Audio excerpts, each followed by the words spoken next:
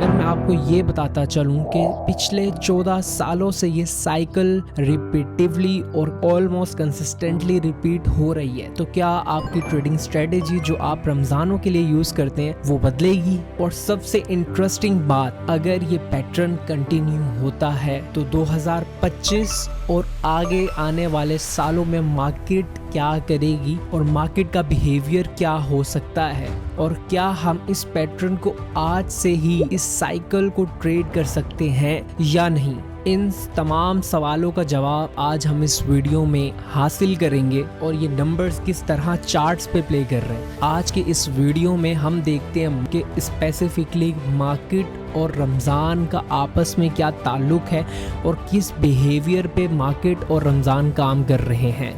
और इस वीडियो के देखने के बाद मैं यकीन और उम्मीद रखता हूँ कि जो लोग सिर्फ टेक्निकल एनालिसिस को सिर्फ एक ही तरीके से यूज़ कर रहे हैं, उनका इसको यूज़ करने का मेथड और उनको और क्लैरिटी होगी कि किस तरह हम अपने टूल्स को इस्तेमाल कर, किस तरह हम अपनी टेक्निकल्स को इस्तेमाल करते हुए अपनी ट्रेडिंग जर्नी को प्रॉफिटेबल बना सकते हैं। तो आइए चलते हैं चार्ट्स की तरफ।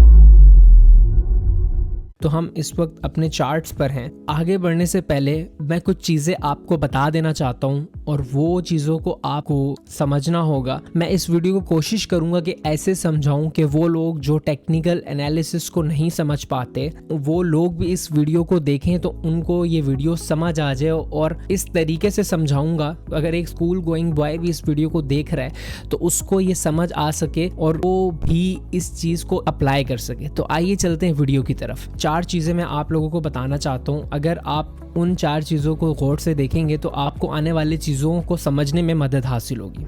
हमारे पास इस पूरे चार्ट में 2 वर्टिकल लाइंस इस्तेमाल होंगी। एक वर्टिकल लाइन का मतलब होगा कि रमज़ान पर्टिकुलरली इस डेट को शुरू हुआ, और दूसरी वर्टिकल लाइन का मतलब होगा कि रमज़ान इस तारीख को ख़त्म हुआ। दूसरा, आप लोगों को नीचे एक बॉक्स में कंसोलिडेशन लिखा हुआ नज़र आएगा, या तो all buying selling net of लिखा आएगा। कंसोलिडेशन का आसान ज़बान में मतलब है कि मार्केट एक रेंज में है और मार्केट में बायर्स और सेलर इस वक्त न्यूट्रल हैं। इसके अलावा जहां all buying selling net of होगा उसका मतलब ये होगा कि यहाँ पे मार्केट जहां से शुरू हुई थी उसी लेवल पे आगे मार्केट की इस वीक क्लोजिंग आई है। मतलब इन शॉर्ट के इस महीने मार्केट की परफॉर्मेंस नेट ऑफ रही या 0% रही। और इसके अलावा हमारे पास 2 एरोज इस्तेमाल होंगे। एक एरो ग्रीन कलर का होगा और एक एरो हमारा रेड कलर में होगा। और रेड कलर का मतलब होगा कि मेजर मूवमेंट जो इस बार रमजान की बनी है वो नेगेटिव है, जिसे हम डाउनवर्ड भी कह सकते हैं या डाउन ट्रेंड भी कह सकते हैं। और ग्रीन हमारे पास बुलिश या अप ट्रेंड में शुमार होगा। तो अब हम अपने एनालिसिस को शुरू करते हैं। हमने जो अपने एनालिसिस को वो शुरू किया है वो 2010 से शुरू किया है। 2010 का जो हमारे पास रमजान था वो एक पर्टिकुलरली हमारे पास कंसोलिडेशन में रहा, और हमारे पास 2010 का रमजान जो था वो एक कंसोलिडेशन फेज में देखा गया। Now let's move towards our next Ramzan.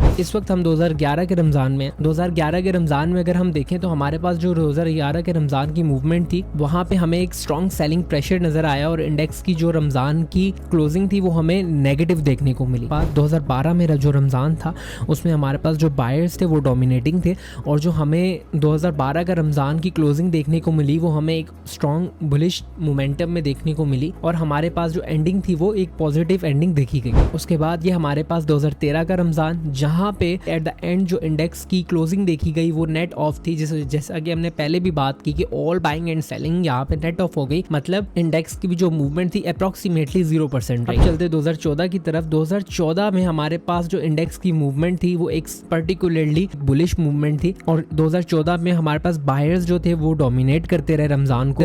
2015 में भी जो रमजान हमारा गुजरा उसमें मेजर जो बायर्स थे वो डोमिनेट करते रहे और मार्केट को बायर्स ने लीड किया, और एट द एंड जो हमारे पास मार्केट की क्लोजिंग देखी गई वो पॉजिटिव क्लोजिंग देखी गई। अब आगे बढ़ने से पहले एक चीज को मैं बताता चलूं कि मैंने एट द स्टार्ट एक साइकिल बोला था कि हमारे पास रमजान में एक साइकिल फॉलो हो रही है। वो साइकिल क्या थी अब मैं आपको बताता हूं। हम लोगों ने ये चीज देखी कि हमारे पास एक जो साल होता है या तो वो कंसोलिडेशन होता है या तो अगर कंसोलिडेशन ना हो तो हमारे पास वो साल नेट ऑफ होता है। ऑल बायर्स एंड सेलर्स वहां पे नेट ऑफ हो जाते हैं, मतलब कोई मूवमेंट हमें या कोई एट द एंड रिजल्ट हमें हासिल नहीं नहीं होता। और उसके बाद जो आने वाले 2 साल होते हैं वो हमें की मूवमेंट देते हैं, चाहे वो मूवमेंट बुलिश साइड हो चाहे वो मूवमेंट बेरिश साइड हो। अब ये बुलिश और बेरिश जो मूवमेंट है वो डिसाइड करते हैं हमारे मैक्रो इकोनॉमिक फैक्टर्स, जिसे हम इंटर मार्केट एनालिसिस भी बोलते हैं। ये मैक्रो इकोनॉमिक फैक्टर्स डिसाइड करेंगे कि हमारा वो प्रॉपर मंथ बुलिश या बेरिश हो।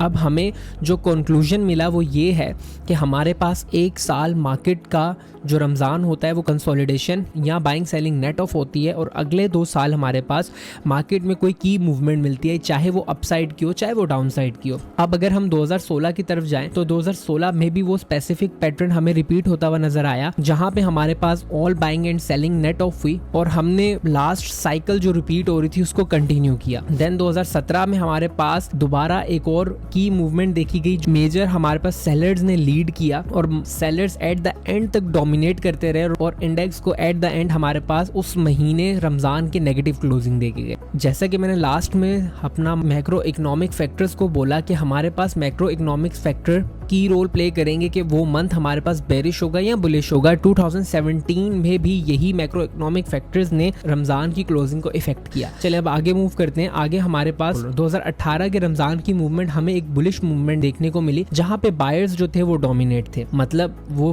पैटर्न रिपीट हुआ जहां पे हमने ये बोला कि एक साल हमारे पास buying selling net off, then 2 साल हमारे पास मूवमेंट। अब एंटर करते हैं अपने 2019 के रमजान में, जहां पे हमारे पास 2019 का रमजान भी हमारे पास ऑलमोस्ट बायर्स और सेलर नेट ऑफ रहे। मतलब यहाँ पे कोई भी डोमिनेट करता हुआ नजर ना आया, ना बायर ना सेलर्स, और वही पैटर्न दोबारा से रिपीट हुआ जहाँ पे हमें 2020 में एक बुलिश मूवमेंट या बायर्स डोमिनेट करते हुए नजर आए, जिन्होंने इंडेक्स को 5 to 6% की मूव दी। देन 2021 का रमजान, जहाँ पे हम सब लॉक्ड थे अपने अपने घरों में, और गालिबन ये वही साल था जो कोविड का साल था। इसमें भी हमने एक लिटिल डाउन साइड मूवमेंट देखी और एट द एंड जो रमजान में क्लोजिंग हमने बेरिश देखी। अच्छा, अब हम अपने 2022 के साल में एंटर हुए। ज़रूरी नहीं है कि जो पैटर्न्स और जो साइकिल्स हमारे पास फॉलो कर रही हों वो बिल्कुल परफेक्ट चलें। समहाउ कभी कभी उन पैटर्न्स में लिटिल हमें डिस्टर्बेंस देखने को मिल सकती है, बट हमें जो मेजॉरिटी चीज़ें मार्केट में और पैटर्न्स मार्केट में फॉलो हो रहे होते हैं हम उसको फॉलो करते हैं। 2022 एक रेयरली ऐसा साल था जहाँ पे लिटिल हमें डिस्टर्बेंस मिली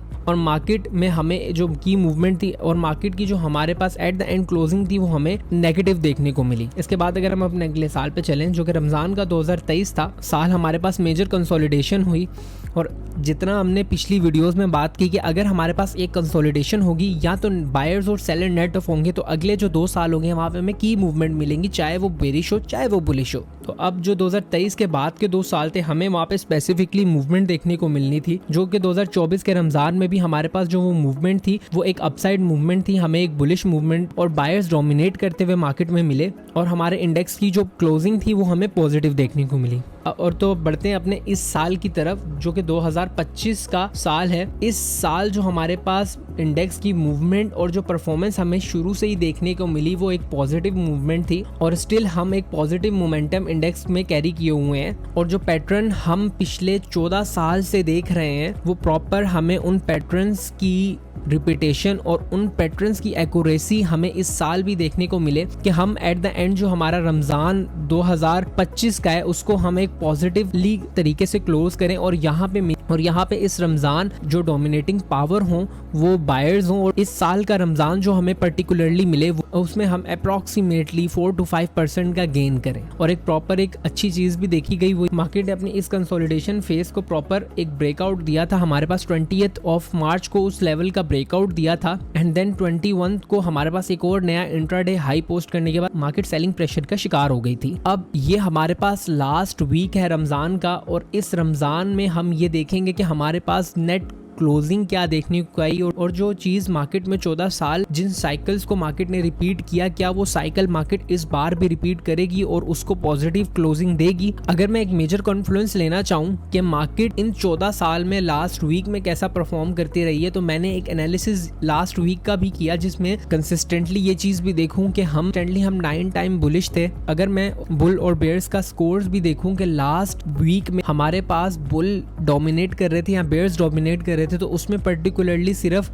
उसमें पर्टिकुलरली बुल्स डोमिनेट कर रहे थे, तो हम ये एक्सपेक्ट कर सकते हैं कि जो लास्ट हमारे पास जो इंडेक्स की क्लोजिंग बन सकती है वो पॉजिटिव बन सकती है। और एक चीज जो मैंने आपको at the mid of the analysis ये बात बोली थी कि हमारे पास मैक्रो इकोनॉमिक फैक्टर्स भी, जिसे हम इंटर मार्केट एनालिसिस भी बोलते हैं, वो भी मैटर करते हैं। जैसा कि हमारे पास इस पर्टिकुलर मंथ में मैटर किए कि यहाँ पे हमारे पास इस रमजान में जो CPI डेटा हमारे पास रिसीव हुआ था वो पॉजिटिव था और उन मैक्रो इकोनॉमिक फैक्टर्स ने भी मार्केट को संभाले रखा और आफ्टर रमजान भी हम एक पॉजिटिव और बुलिश मोमेंटम मार्केट में कैरी ऑन करें। अगर आपको ये एनालिसिस हेल्पफुल लगे और अगर आप चाहते हैं कि फ्यूचर में भी ऐसे ही डेटा ड्रिवन इनसाइट्स आपको मिलती रहें तो इस चैनल को ज़रूर सब्सक्राइब करें, वीडियो को लाइक करें और बेल आइकन को ज़रूर प्रेस करें ताकि कोई भी इम्पोर्टेंट अपडेट जो हमारी तरफ से हमारे चैनल की तरफ से आए आप उसको मिस ना करें ज़रूर। और कमेंट में ज़रूर बताएं कि आपके हिसाब से 2025 का जो रमज़ान है